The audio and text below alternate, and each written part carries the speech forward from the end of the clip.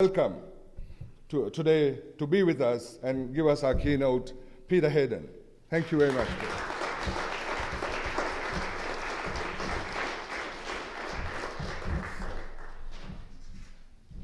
Thank you very much, Shin, for a summary of my speech. You will hear that a number of the points that Shin has made amplified somewhat with a bit of background and detail, but I've got other things to talk about besides what NHNZ is doing and has been doing. First and foremost, special guests, ladies and gentlemen, it's a great honour to be standing in front of you this morning and to present this keynote address at the Asia Pacific Network of Science and Technology Centres Conference 2010.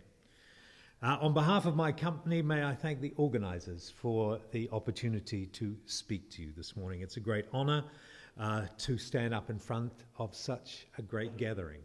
And I've seen the list of delegates here, and it is truly impressive. And I'm quite humbled, actually. So my first question to myself is, why is a television documentary producer addressing a conference of science centre practitioners? Well, like you, I am a science communicator. We differ in the medium we use. You bring your audiences to science in a centre within a museum. We take our science to an audience at home via a television screen. But you and I, we share many aspects of science communication. We share, first and foremost, a curiosity about the world. And we are charged with sharing that curiosity, telling our audience about that world. We're both storytellers. We develop similar themes and we share many of the same challenges.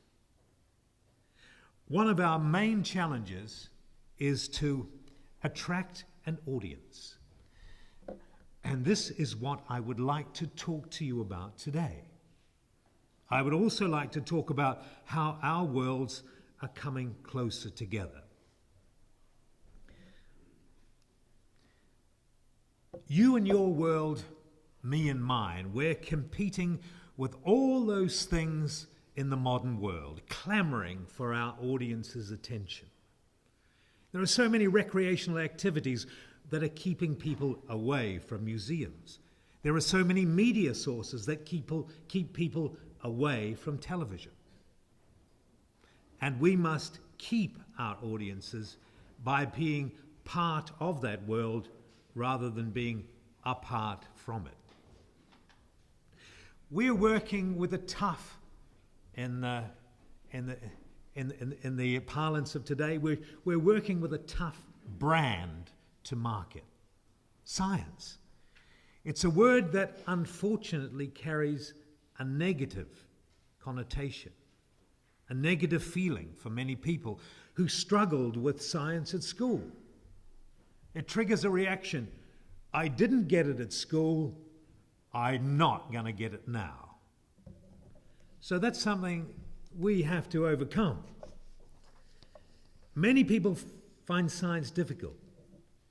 They're suspicious of science.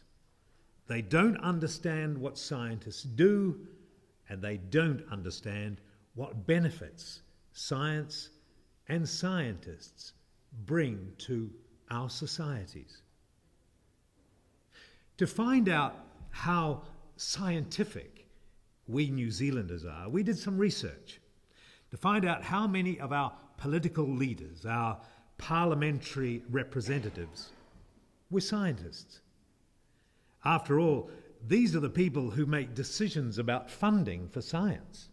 These are the people who set the policies for the future. Of our 122 members of Parliament, 57, almost half, have liberal arts degrees from universities.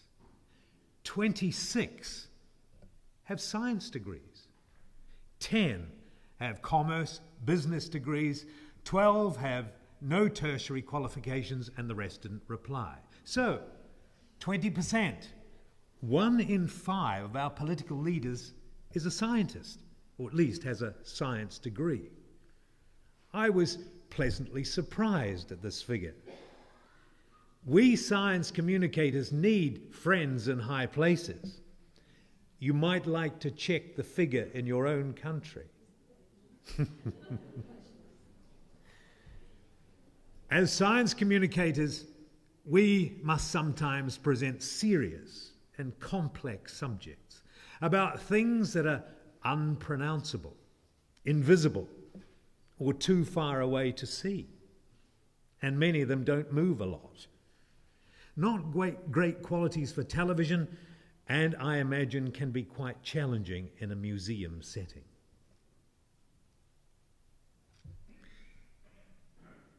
We can meet that challenge if we remember that we are all storytellers, and that audiences around the world, everyone loves a great story. The only difference, stories have endings, but science doesn't. It just builds on itself and keeps going. It's an endless journey. The great thing about telling science stories is the chance to travel through time. Because almost every story takes us either back in time or forward into the future. One of our documentaries used DNA analysis and genealogy, both very popular subjects with many people, to travel through time and unravel a mystery disease that afflicted one of European history's most famously disfigured people. He was known simply as the Elephant Man. What was the terrible curse that changed Joseph Merrick into history's most horribly deformed man? How did he keep his sanity as the disease ravaged his body? Could someone else suffer the same awful fate someday? Now, at last, a team of scientists are preparing to unlock Joseph's DNA and the secrets of his terrible affliction. They'll also reveal something that's never been seen before: the face of the real Joseph Merrick, the gentle soul trapped inside the twisted body of the Elephant Man.